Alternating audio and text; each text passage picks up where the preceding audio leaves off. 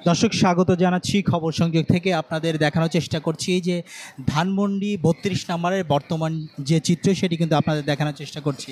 আপনারা জানেন যে আজকে কিন্তু ১৫ই আগস্টে শেখ মুজিবুরকে তার পরিবার সহ কিন্তু এই ধানমন্ডি ৩২ নম্বরেই কিন্তু নির্মমভাবে হত্যা করা হয়েছিল। সেই ১৫ই আগস্টকে উপলক্ষে কিন্তু আমরা দেখেছি যে বিগত বছরে এই ৩২ নম্বরে কিন্তু সকাল থেকেই উৎসব মুখরভাবে নেতাকর্মীরা ফুল দিয়ে শ্রদ্ধা নিবেদন করে। কিন্তু আজকের চিত্রটা কিন্তু একটু ভিন্ন রকম।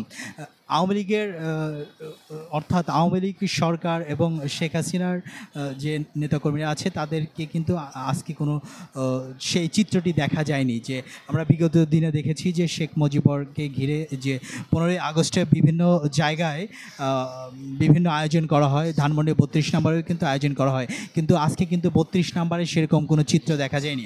আজকের যে ৩২ নম্বরের চিত্র সেটি কিন্তু আপনাদের দেখানোর চেষ্টা করছি। আপনারা দেখছেন যে এখানে আইন শৃঙ্খলা বাহিনীর কিন্তু বেশ তৎপর চলছে। এখানে ব্যারিকেড রাখা হয়েছে। আমার বাম পাশে যদি আপনাদের দেখাই, ওই পাশেও কিন্তু ব্যারিকেড রাখা হয়েছে এবং পুলিশের কিন্তু ফোর্স মোতায়েন করা হয়েছে। আবার ডান পাশে যদি আপনাদের দেখাই, এখানেও কিন্তু পুলিশের যে বিভিন্ন ফোর্স তাদেরকে কিন্তু রাখা হয়েছে এবং ব্যারিকেড দিয়ে আটকে দেওয়া হয়েছে।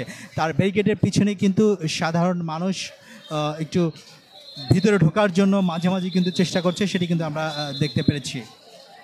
এখন যদি আপনারা দেখতে পাচ্ছেন যে বেশ উত্তেজনায় কিন্তু মানুষজনকে সরিয়ে দেওয়া হচ্ছে, এক প্রকার লাঠি নিয়ে কিন্তু সরিয়ে দেওয়ার চেষ্টা করা হচ্ছে।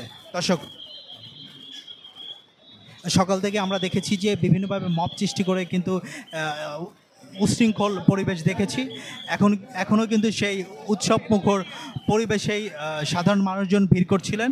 পুলিশ কিন্তু সরিয়ে দেওয়ার চেষ্টা করছে। দর্শক,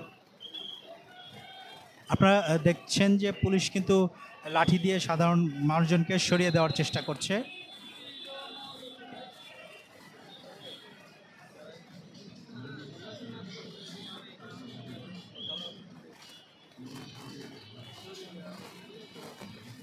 আমরা যেটি দেখেছি যে রাতে, সকালে, দুপুরেও কিন্তু মানুষজন বিভিন্নভাবে মিছিল এবং সাধারণ মানুষজন কিন্তু এসেছে। বিকেল গড়িয়ে যাওয়ার পরে কিন্তু এখানে উৎসব জনতা কিন্তু ভিড় করছিলেন। তাদেরকে সরিয়ে দেওয়ার জন্য কিন্তু পুলিশ লাঠি দিয়ে তাদের সরিয়ে দেওয়ার চেষ্টা করছে, আমরা সেটি কিন্তু দেখতে পাচ্ছি।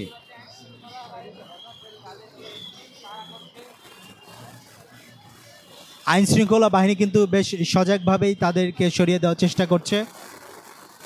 ৩২ নম্বর যে রাস্তা, সেই রাস্তার পাশেই কিন্তু এখানে ব্যারিকেড দিয়ে আটকে দেওয়া হয়েছিল। তার বিপরীতে কিন্তু সাধারণ মানুষজন বেশ ভিড় করছিলেন।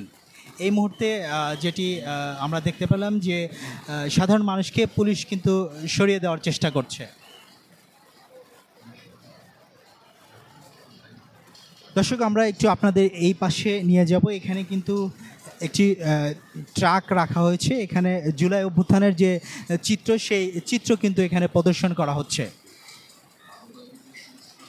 আজকের যে চিত্র, এটি কিন্তু এখন যে চিত্রটি দেখতে পাচ্ছেন ধানমন্ডি ৩২ নম্বরের, এখানে কিন্তু বেশ ফাঁকা, কোনো মানুষজন, আওয়ামী লীগের কোনো লোকজনে কিন্তু কোনো আনাগোনা আজকে দেখতে পারিনি আমরা।